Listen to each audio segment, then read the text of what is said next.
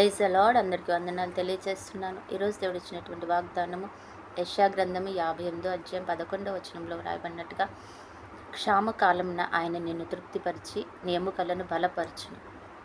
క్షామకాలమున అనగా కష్ట సమయంలో, నువ్వు దుఃఖిస్తున్న సమయంలో, నీ బలహీనతలోనంట నీ యొక్క మానసిక స్థితితో పాటు నీ ఆరోగ్యము, ఎముకలు కూడా క్షీణించిపోతూ ఉంటాయట. అందుకే దేవుడు మనకు అనేక మార్లు చెప్తూ ఉంటాడు, భయపడొద్దు. నీకు ఏదైనా శోధన వచ్చినప్పుడు, బాధ వచ్చినప్పుడు, నాకు మారితే నువ్వు భయపడొద్దు, సమాధానంగా ఉండు అనేది. ఎందుకు అంటే, సమస్య వచ్చింది, అది పోతుంది, కానీ నువ్వు అది పోయే లోపుగా నీ ఆరోగ్యం మొత్తం క్షీణింప చేసుకుంటున్నావు, నీ ఆరోగ్యాన్ని నశింప చేసుకున్నావు, నీ ఎముకలు బలహీనపడిపోతున్నాయి అనేది దేవుని ఉద్దేశం అన్నమాట. అందుకని నువ్వు సమాధానపడి, నువ్వు సంతోషంగా ఉండు. నీ సంతోషిస్తే ఎముకలు బలపడతాయి అని దేవుని ఉద్దేశం. అందుకనే దేవుడు అంటున్నాడు, నిజమే కదా, ఆయన ఎండిన ఎముకలకి జీవం పోసే దేవుడు. అందుకే ఆయన అంటున్నాడు, ఆయన నీ ఎముకలను బలపరచును. లోయలో పడిపోయిన ఎండిన ఎముకలను ఒక్క మాటతో ఆయన జీవం పోశాడు. ఆయన ఆ మాటని పలికినప్పుడు వాటిలోనికి జీవం వచ్చింది, శక్తి వచ్చింది. నరములు, మాంసము, రక్తము, ప్రతి అవయవము వచ్చి నరపుత్రులలాగా వాళ్ళని తయారు చేశాడు.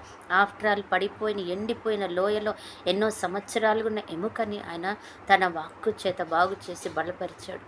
అందుకే అంటున్నాడు, ఆయన నీ ఎముకలను ఆయన బలపరుస్తాడు. బలహీన పడిపోయినాయా, ఆయన నిన్ను బలపరుస్తాడు. నీ ఆరోగ్యం క్షీణించిపోయిందా, ఆయన నిన్ను లేపుతాడు. నువ్వు అనవసరంగా ఆందోళన చెందకు. క్షామకాలంలో, కష్ట సమయంలో నువ్వు ఇబ్బంది పడుతున్నావా, నువ్వు బాధపడుతున్నావా, వేదన చెందుతున్నావా, ఆయన నీతోనే మాట్లాడుతున్నాడు. నువ్వు భయపడకు అంటున్నాడు దేవుడు. నువ్వు భయపడొద్దు, దిగులు చెందొద్దు. ఆయన నీ ఎముకల్ని బలపరుస్తాడు, నీ శరీరాన్ని బాగు చేస్తాడు, నీకు ఆరోగ్యం తిరిగిస్తాడు, నిన్ను మామూలు మనిషిగా చేస్తాడు. నిజమే, లోయలో పడిపోయిన ఎండిన ఎముకకే ఆయన అంత విలువిస్తే, నువ్వు సజీవంగా ఉన్నావు, నువ్వు ఇంకా ఆరోగ్యంగా ఉన్నావు, నువ్వు దేవుణ్ణి అడిగే స్థితిలో ఉన్నావు, నువ్వు వేడుకుంటూ ఉన్నావు, కన్నీరు కారుస్తూ ఉన్నావు. మరి నీ జీవితాన్ని ఆయన బాగు చేయడం కదా, ఆయన బాగు చేస్తాడు. ఆయన మాట ఇచ్చి నెరవేర్చే దేవుడు ఈరోజు నీకు మాట ఇస్తున్నాడు. నేను నిన్ను బాగు చేస్తాను, నేను నిన్ను లేపుతాను, నేను నిన్ను సంతోషపరుస్తాను అంటున్నాడు. కాబట్టి ఆ యొక్క విషయంలో నువ్వు సమాధానంగా ఉండు. నీ ఎముకలు నేను బాగు చేస్తాను, నీ కష్ట సమయాన్ని నేను మారుస్తాను, నీ కష్ట సమయానికి నేను తోడుగా ఉంటాను, అంతవరకు నువ్వు ఓపిక పట్టు అంటున్నాడు. దేవుడి కృప మనకి ఇచ్చునుగాక. ఆమేన్. ప్రార్థన. పరిశుద్ధుడైన దేవా, నీకు వందనాలు చెల్లించుకుంటే ఈ సమయంలో మమ్మల్ని జ్ఞాపకం చేసుకుని నీ కృప మాకు తోడుగా ఉంచండి నాయన.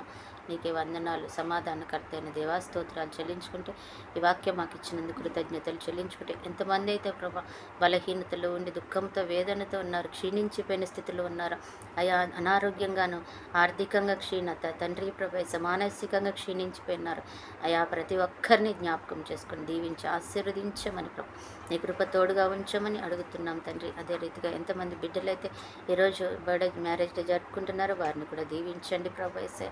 ఎంతమంది బిడ్డలైతే ప్రభు యేసయ్య ఇదిగో నేను వేడుకుంటున్నాను, మా పరిస్థితిని మార్చమంటున్నారు. వారి ఆర్థిక పరిస్థితిని, ఆరోగ్య పరిస్థితిని, ప్రతి అయా తన వ్యతిరేకతను మార్చి వారి జీవితాలు అద్భుతం చేయండి. అయా తండ్రి మంచి ఆరోగ్యము, దీర్ఘాయుషు, ఐశ్వర్యం, కృపాక్షేమం, ఘనత, కాపుదల దయచేయమని యేసు నామములో ప్రార్థిస్తున్నాం తండ్రి. ఆమేన్.